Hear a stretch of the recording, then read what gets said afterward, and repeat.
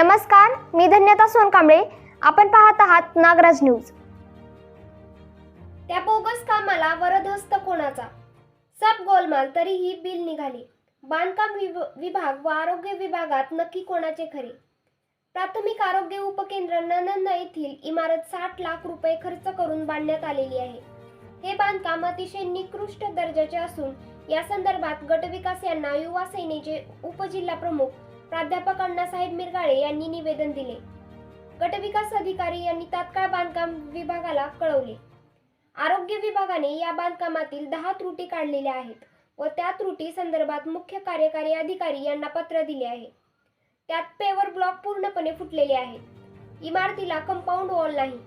इमारतीच्या भिंतीवर ग्रिल लावलेल्या नाहीत. गिलावा हा निकृष्ट केलेला आहे. छताला गिलावाच केलेला नाही. सेफ्टी टँक बांधला, त्यावर झाकण घातले गेले नाही. खिडकी व भिंत यामध्ये गॅप दिसून येत आहे. कॉलम मधून सळई बाहेर आलेले आहेत. एकही दरवाजा व्यवस्थित बसवलेला गेलेला नाही. दरवाजा बसवण्यासाठी दोरी बांधण्यात आलेली आहे. एवढ्या त्रुटी असून देखील संबंधित बांधकाम विभागाच्या इंजिनियरने अशा निकृष्ट कामाला संमती कशी दिली? यामध्ये गुत्तेदार व इंजिनियरचे लागेबांध आहेत का, असा सवाल उपस्थित होत आहे.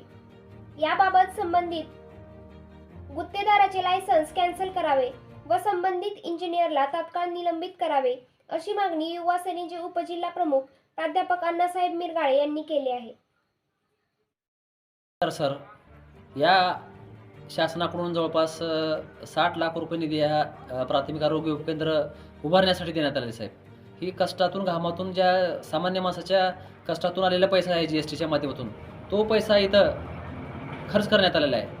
पण ह्या आरोग्य विभागाची इमारतमध्ये आरोग्य सुधारण्याच्या ऐवजी एखाद्याचा जीव जाईल, इमारत ढासळण्याची शक्यता आहे. सर, इतकं निकृष्ट दर्जाचं काम करण्यात आलेलं आहे. त्यामध्ये मी संबंधित हा प्रकार जो आहे, जे निकृष्ट काम झाले त्या संदर्भात मी माननीय गट विकास अधिकारी यांना निवेदन दिलं आहे.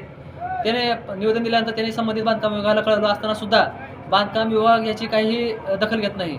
बांधकाम विभाग आणि गुत्तेदार यांचं काय साठलोट आहे हे कळायला मार्ग नाही. सर, ज्यावेळेस बांधकाम विभागानं किंवा गट विकास अधिकाऱ्यांनी ताबा घेण्यासाठी आरोग्य विभागाला कळवलं, त्यावेळेस आरोग्य विभागाने इथं प्रत्यक्षात येऊन पाहणी केली असता त्यांना जवळ 10 त्रुटी आढळल्या. हे त्रुटी काढण्याचं काम बांधकाम विभागाचं आहे की आरोग्य विभागाचं आहे हे मला कळायला मार्ग नाही. सर, आरोग्य विभागानं त्रुटी काढल्या 10, त्याच्यामध्ये प्युअर ब्लॉक पूर्णपणे फुटलेला आहे. सर, ग्रिल लावलेला नाही आणि टँक जे आहे टॉयलेटचा टँक त्याला झाकण सुद्धा नाही. सर, गिलावा केला नाही. गिलावा जो केलेला आहे ते पूर्णपणे तडे गेले आहेत. गिलाव्याला पूर्ण ते गिलावा गळत आहे.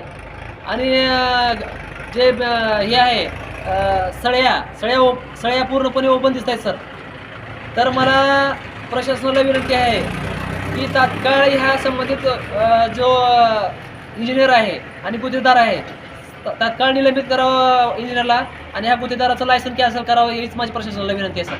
सर, मी माननीय लातूरचे मुख्य कार्यकारी अधिकारी आहेत यांना निवेदन देणार आहे. सर, 15 तारखेच्या आत जर ह्या त्रुटी प्रशासनाच्या माध्यमातून नाही भरल्यास मी 17 तारखेला मी आत्मदानाचा इशारा देणार आहे. सर, मी आत्मदान करणार आहे.